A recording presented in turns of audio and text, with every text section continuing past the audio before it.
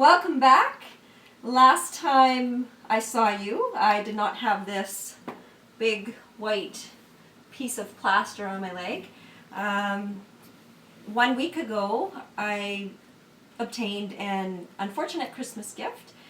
I sustained a complete rupture of my Achilles tendon. So that puts a twist to what I had planned to do for you guys today, but that's okay. Now I guess I can truly show you what it means to use yoga in therapy, in rehab, and truly what PhysioYoga is. I can be my own case study for you guys. So I don't know how much you know about the Achilles tendon, but I'm going to show you really briefly what I did to it. So you've got two parts of your calf muscle, the gastroc, two big sort of heads there. Your soleus is a deeper, flatter muscle underneath. And both of those muscles come together into this big, huge tendon that's called your Achilles tendon, and that attaches to your heel. So what I did, I was double Dutch skipping in flat shoes, cold gymnasium floor, didn't warm up, just sort of an accident waiting to happen, I think. And I completely ruptured this tendon. It completely came right off the bone. And so on my left leg, there's nothing here. So I can't point that toe down at all. So this tendon that I ruptured it's very important for our bodies. We need it to walk, to stand, and push off stairs, etc. So I am going to be in this plaster cast for 2 weeks. It's set in plantar flexion. That's the position that it needs to be in order to heal properly. And then after that I go to a boot cast, still non-weight bearing, for 4 to 6 weeks after that. So I'm looking at a couple months before I start rehab. Now what I want to share with you, it's interesting to me, in our traditional healthcare system, allopathic medicine, we kind of send the patient home and say, okay, you will start your physio, in 2 months, and you'll slowly then start to build range of motion and strength and etc.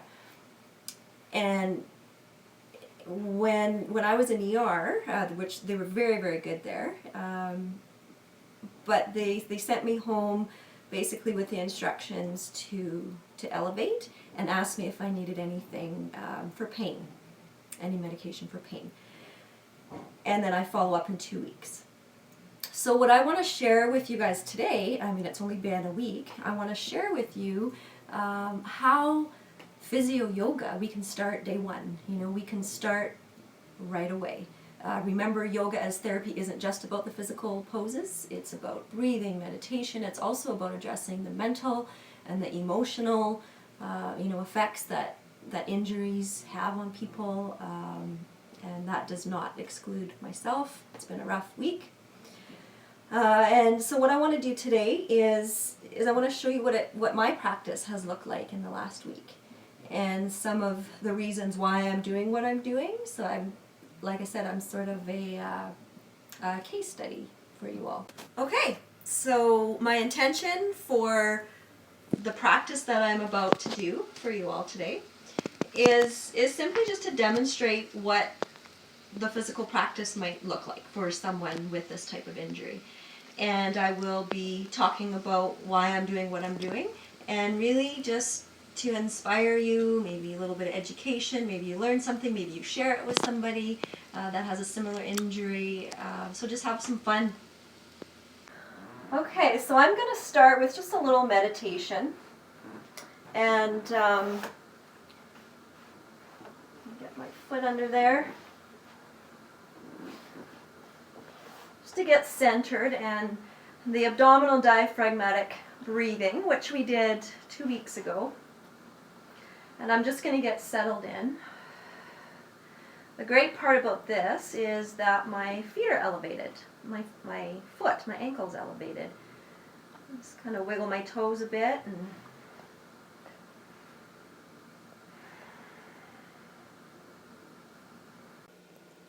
So I've normally been doing this abdominal diaphragmatic breath about 3 to 5 minutes, sometimes longer. And again, it's great, and normally I'm not talking, but I'm just explaining it to you. But it's great to not only calm the nervous system, it's great for pain control, pain management, but also I'm elevating my feet, so it's just great. It feels so good just to elevate and get centered and completely surrender and completely release. So this is pose 1. Okay, so after a few minutes of that, we'll come down onto your side first, of course. Chair is nearby because we will need that later for support. And we're going to start with just some basic activation exercises of this left leg. So we're going to tighten the quad. It's a quad set. Tighten the glute just to get some of those muscles pumping, which is nice to keep that leg active and keep the blood flowing. Then we're going to lift the leg. So it's a basic straight leg raise that you might see just sort of with any kind of knee, hip, or rehab program, but nobody really ever tells you, to work this whole leg, like if you have an ankle injury. So there's lots of things that we can do at the hip level, the core. So I'm working lumbopelvic stability. We'll go through this in a later blog post, but I'm activating my core, keeping it stable. And normally I do about 20 or so of these. And then I turn on to the side, activating the core once again. Adduction now lifting. So I'm just going to work all the muscles around my hip, keeping the leg as strong as I can. Because remember, it's going to be non-weight bearing for 2 months, so there's going to be a lot of muscle atrophy, which not only in and of itself is, for the all apparent reasons, that's not good to have a weak leg, but there's going to be the asymmetry as well. And that can cause a lot of back pain and pelvis and, all kinds of different injuries when you have the asymmetry. And then I go onto my tummy, and I'm going to try a leg raise here. This one's tough for me. The cast is heavy, and I guess my posterior muscles, hamstrings, glutes, they're on that left side, they're really getting weak this past week because I can hardly lift my leg here. But as I exhale, core engages, lifting, trying to keep my neck relaxed, my face, my jaw, trying not to brace with my upper body.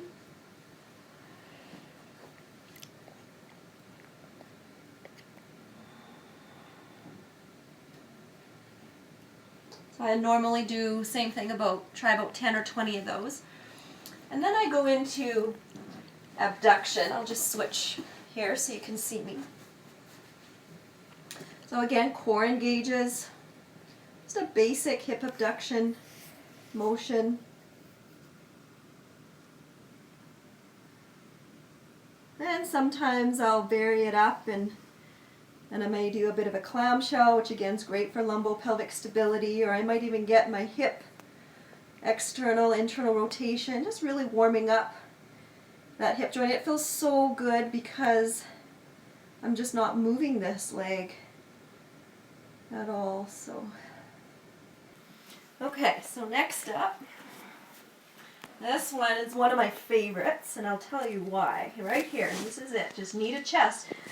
But this left leg that's in the cast, the hip's always flexed, because when I'm using my crutches, you have to kind of hold the leg up. So my hip's always flexed, or if I'm elevating, so if I'm sitting and eating, it's always up on a chair, so that it's always flexed. And this is one thing that I would highly recommend to anybody who has an affected ankle or anything on this leg, is to try to do the opposite motion. as long as it's not contraindicated for your injury. But this looks simple. It looks like I'm not doing anything, but I can sure tell you that my left hip flexor, that front hip, is really stretching. And I'll just kind of warm up my right hip, just circling both ways. And again, a lot of this, I would spend way more time, but just for the purpose of this video, I'm kind of rushing through everything. And then just a straightening, and this leg is getting very, very tight because it's doing all the work all day. So this is super tight hamstring and calf here. And I'm not going to do a prolonged passive stretch at the beginning. It's not quite warm enough for that. Muscles like to be moving, sort of a more dynamic warm-up.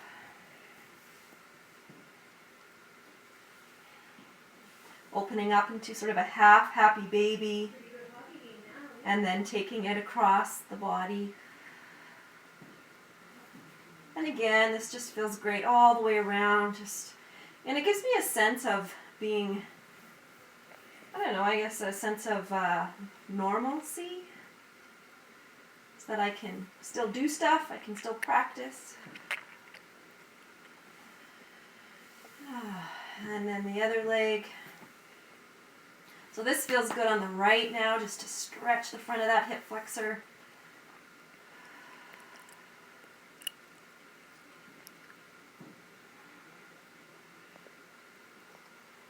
And I can warm up this hip too, both circles. And then gently straightening it up.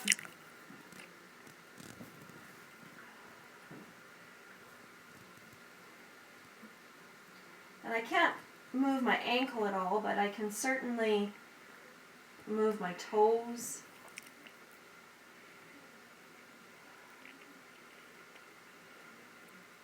And then I can come into a half happy baby. And this, even just something simple like this with my right arm out to the side.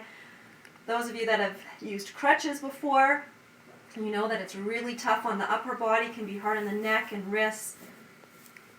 So there's lots more that I do for the upper body and the wrist. I might get to some of it today. It even feels good on my low back.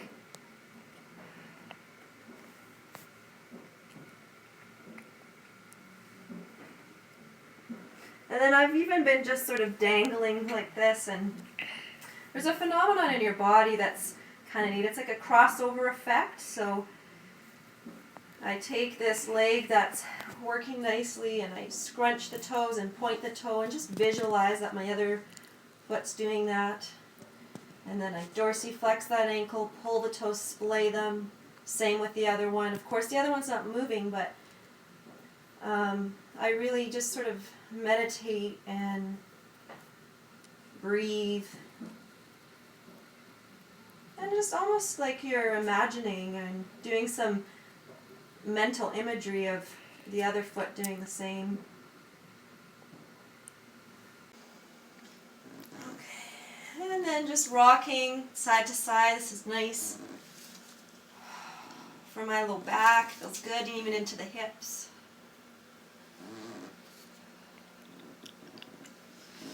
And then I can also do this sitting up.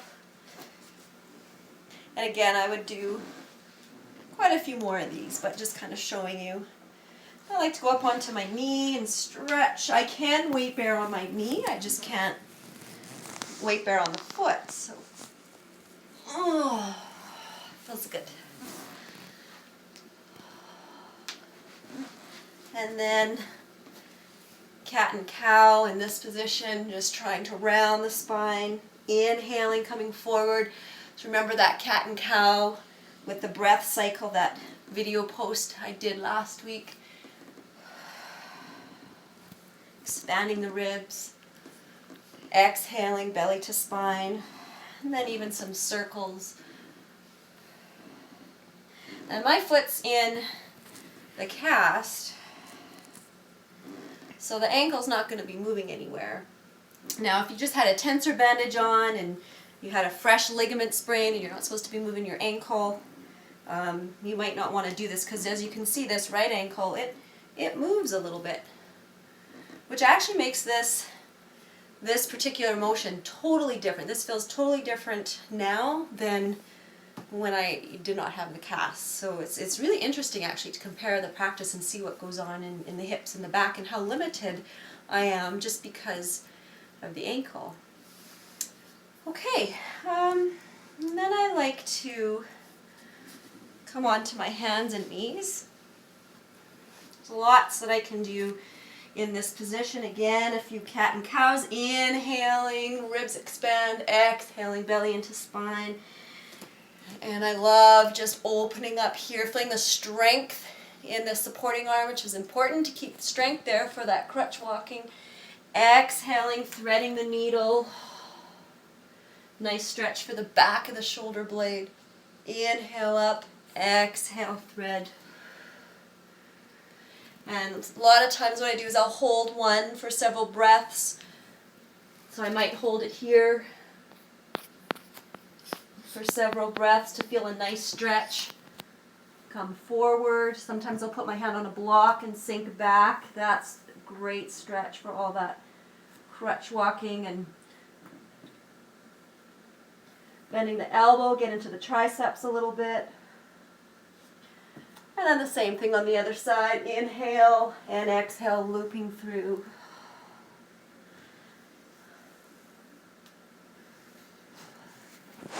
So same thing there. Sinking back. And then the challenging one here is to lift opposite arm and leg, trying to balance. Now there's no pressure on my back foot at all. I have to be careful not to press down and push with that foot. This side's a little trickier to lift that weak leg. But I can do it and it feels good. I can even go out to the side. I've done that. That takes a lot of core. Whew.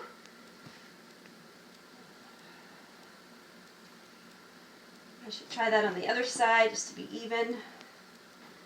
Feeling the strength that this takes on my upper body.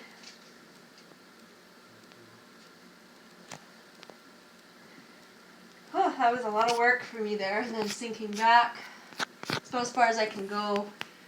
Reaching over, opening up the left side of the body. I would stay there for a few breaths and then over to the other side, stretching to the right side of the body, opening up. Again, a great stretch on the lats.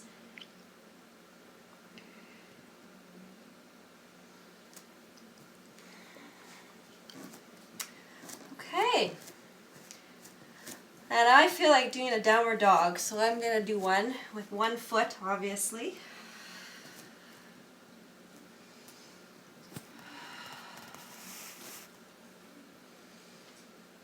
I can open up the top leg.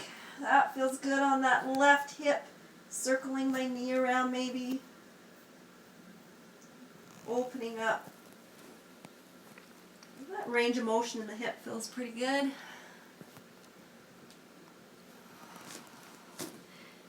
And then on the other side, I obviously can't put weight on my foot, but I can just kind of get that feeling like I'm doing a downward dog, lifting my leg, opening up, circling that hip. Just trying to stay with my breath, relaxing what doesn't serve me, so relaxing my jaw, my neck, my toes on the other foot.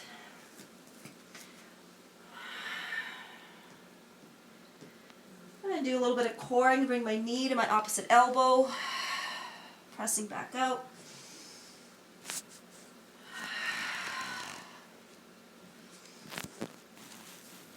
And maybe try a chaturanga. That wasn't so bad.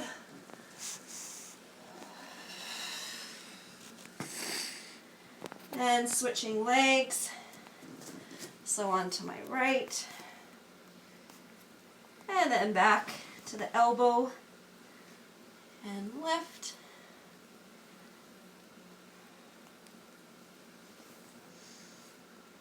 try chaturanga this way. See what happens.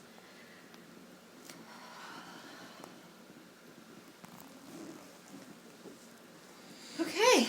Whew. All right. That was tough. I'm going to try to push up one leg. I don't think I've ever tried one leg before, so we'll see what happens. Elbows in at my side, draw the shoulder blades down and back. Again, this is great strength for all the crutch walking I'm going to have to do. I'm going to come up as I exhale.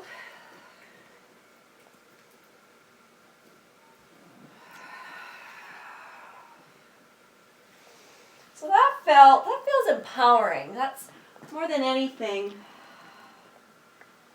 Just being able to physically practice and do something.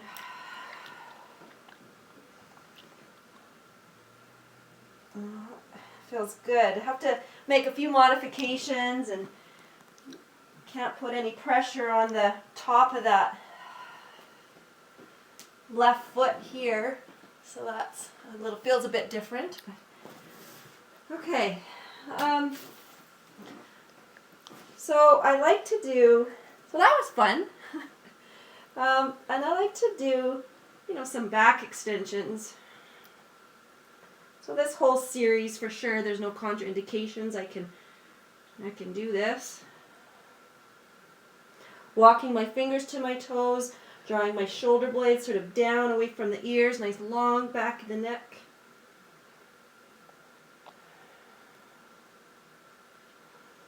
Just following my breath, allowing my breath to move me.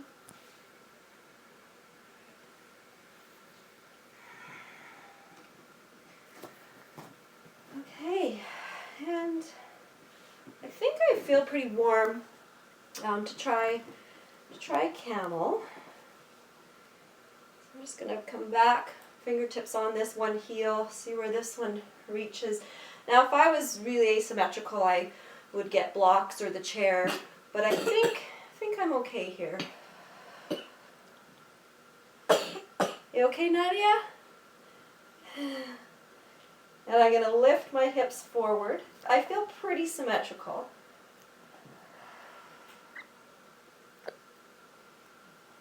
And again, very empowering. We can talk about chakras and opening up the heart center and into the solar plexus. This is really our center of confidence and, ego, and, especially when you've had a physical injury, tapping into these centers can be, very empowering, because we tend to be, everything's forward, right? We're hurting, so we have this posture of forward flexion. We're not moving, we're not doing the things that we normally do. I'm not doing my yoga practice like I normally would do. So that's what I love about yoga, using yoga as therapy. We can even tap into, different chakras and really opening them up, and I just feel so much more alive and stimulated. It's great. Okay, so next, I'm going to get the chair. Okay, so right leg's getting nice and strong, so I'm going to sit on the chair. Now this is a bit asymmetrical, so I'm going to put something underneath my knee here. There we go, so my pelvis is more level. And I'm not weight bearing on this front foot at all. Alright, so I'm just going to feel how good this feels on my right. Nice hip flexor stretch, belly into the spine gently. My pelvis is nice and neutral, lifting up through my right side body, opening. And since I can't plant down with my foot, gosh, we really realize how much we use our feet, how important they are. I've got nothing to ground and counteract, so I'm going to need to put my hand on the chair here and just open. And I can do all sorts of things here, rotating, breathing. And that just feels nice on this whole side body. Nice spinal rotation. That feels great. And then I'm going to try coming down as if I'm doing a revolving extended side angle or revolved prayer twist.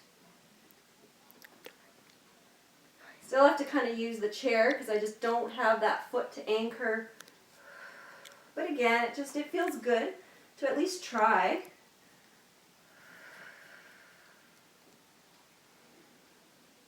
And I feel like flowing and just opening up into warrior two, maybe a reverse warrior, down to extended side angle, and back up. So this feels nice.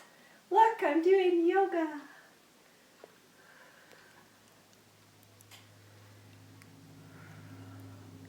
And just this opening here of my hips, you know, when I someday do go back, when I can weight bear, even though it might not be 6 months or 4 months from now, you know, I'll still, the neuromotor patterning of, you know, of this opening up in here and this movement, you know, it won't be so foreign, and my proprioceptors, the receptors that sort of sense your body's position in space and movement, those joint proprioceptors, you know, they won't be so out of practice.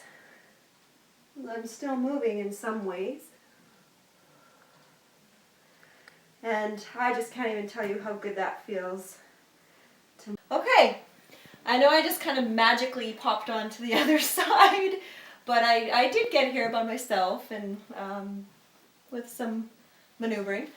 Okay, so same thing, find my pelvis, my core, exhaling, pull my belly into the spine. Lifting up and opening. Now I can ground down with my right foot, so that's nice, and just opening up, feeling a stretch through this whole left side body. Trying to relax my toes on my left there, trying not to clench. And then a nice rotation. And again, I would spend, you know, longer in that position, but just for time's sake, try the revolved prayer twist. I think it would be good to show you what I'm doing. So I just wanted to show you this view. So again, magically, we just flipped, but there we go. Opening up, pressing out through my left knee, grounding on the bolster, and then out through the top of the crown of my head. I just feel the length. I can still go very deep into these poses. Those of you that are familiar with Ian Finn's work, he talks about the duo lines. So I still can access a lot of the duo lines even with a cast on. And opening up into a nice warrior two, and I'll flip around. Opening up into the most graceful warrior two you may have ever seen. So I'm just going to angle my knee a little bit. Well, it's really the hip that's kind of opened up. Otherwise that puts too much strain on my knee if I'm too turned in.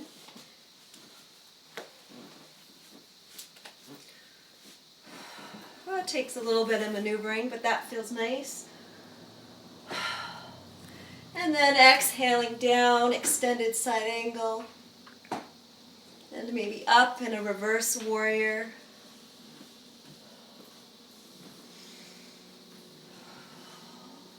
And this has never been stretched from the day that I was injured till today. This whole left side of the body, I feel a little bit deep in the psoas, a little bit of QL. So that feels great, just to open up.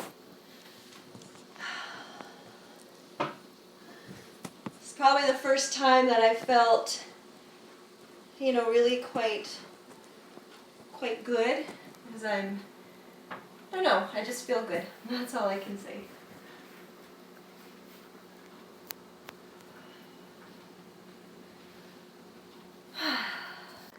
Okay, so now we are going to focus on the upper body, and those of you that have had crutches, you know how the wrists can get very, very sore. So I like to just do some wrist range of motion, both ways, just circling. And I like to do a nice wrist stretch, prayer stretch. You can do that, even flexion the other way. And this is a really nice stretch if you do have tennis elbow or lateral epicondylitis, or your wrist extensors, your forearm extensors are just really, really stiff. Make a fist, turn the thumb inwards, and just bend that wrist up, relax the neck, the shoulder. That's just a really, really nice stretch. Normally I would hold it a lot longer for maybe 10 slow breaths or so. But that really feels good. Relieves a lot of the stress. Triceps, of course, those are get really overworked. We're in crutch walking. So opening up here, looping the other arm around, and if you can grab the fingers, great. If not, use a belt. Opening, and of course both sides. Well, there's lots that we can still do.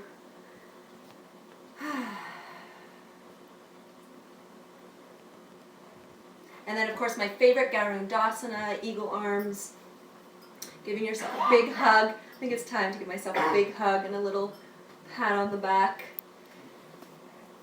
And coming up into Garudasana, thumbs face you. You can press the thumbs away from you, sort of like you're straightening the elbows. And then lift the hands to the sky, draw the shoulder blades down and back. Relax your jaw, your neck.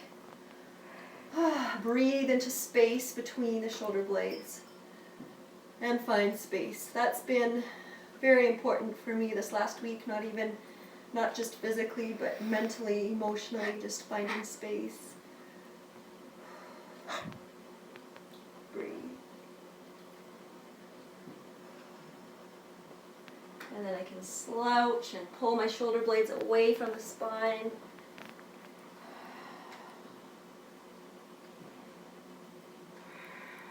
And every time I breathe in, I can feel my ribs opening up at the back. It feels so good. Switching arms, left one on top, giving myself a little hug and pat. Coming on up. Hands away from the face. Lift my hands to the sky.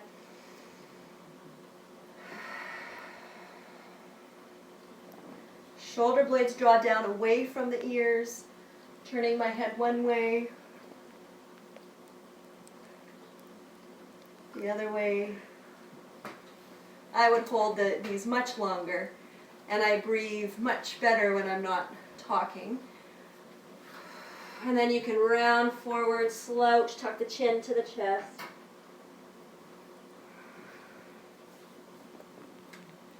And again, just, when you're doing your asana practice, not even post-injury, but just all the time, tapping into physical space, but also mentally finding space between your thoughts, energetically finding space between each breath. Okay, so I'm going to just finish up with some hip stretches. And what I'll do, I decided to just, I was going to do some core work, some Pilates exercises and work some core, but I will do a separate video blog post for that.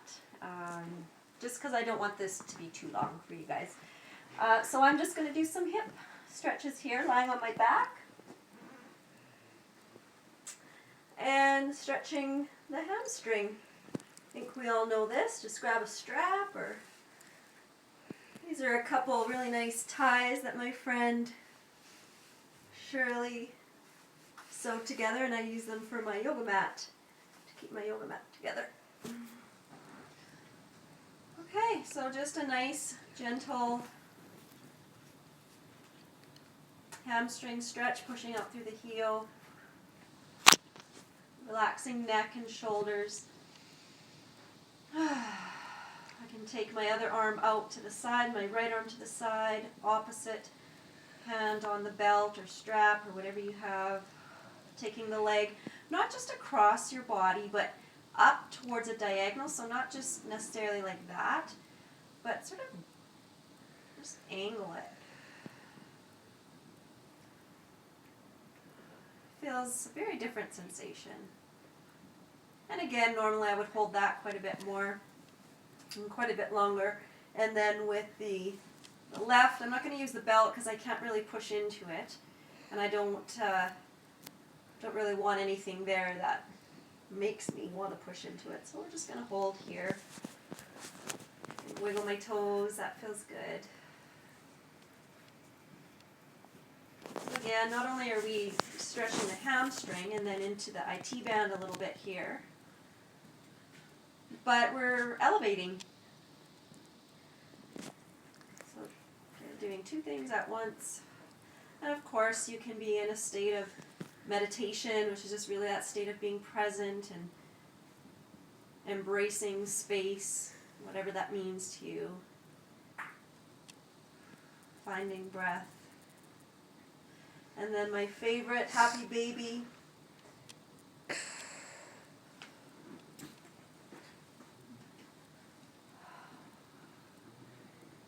It's rocking side to side a little bit. Again, just really nice for those hips, opening them up.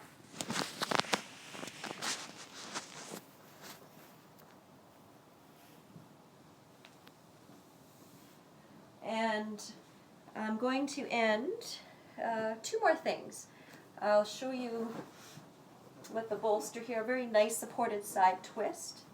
I don't know if you can see here. So the bolster's in at my hip, my feet, just whatever feels comfortable for me today. Walking down, lengthening through the spine. The belly goes up and over, and I just feel like I'm lengthening, and down I go. And I'm feeling like I'm holding a little bit here. My calf, my leg doesn't feel great. Just the way it's positioned, so I think this will feel better just to prop up with a blanket.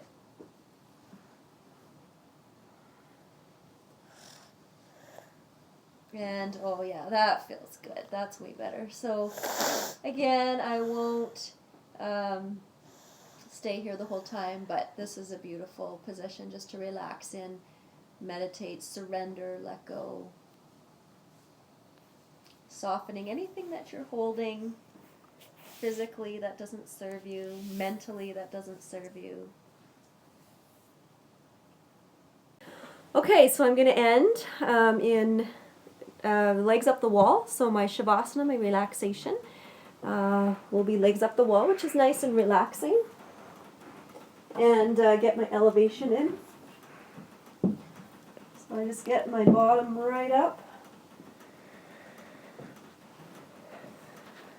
Support my head and all right, so Shavasana, complete surrendering. Shavasana is more than relaxation, and I might do a video blog post just on Shavasana, but these yoga toe thingies here I found really help to stretch the toes out, and as much tactile stimulation as we can get in this recovery period is great. See, they don't tell you these things, in our Western healthcare system. Like I said, at the ER, they just sort of give you, the bare minimum to this specific injury part. What they do well, and I support our healthcare system, and that fix-it approach serves its purpose, but it's sometimes these little extras that they don't tell us that can really make a difference. So just that feeling, of being stretched and open. So when I am ready to take the cast off and bear weight and do some movement, I'll be much more ready than, if I didn't do these sort of proprioceptive tactile stimulation sort of things. Okay, so I do like these yoga toes. And then I've got my eye bag filled with lavender. My friend Carol at Studio Upstairs made she makes these. She made this. Just drape it over the eyes, opening up through my heart, softening in my knees, my hips. I'm not going to say too much here. I'm just going to let you know that I'm trying to fully observe and watch and just let go and surrender.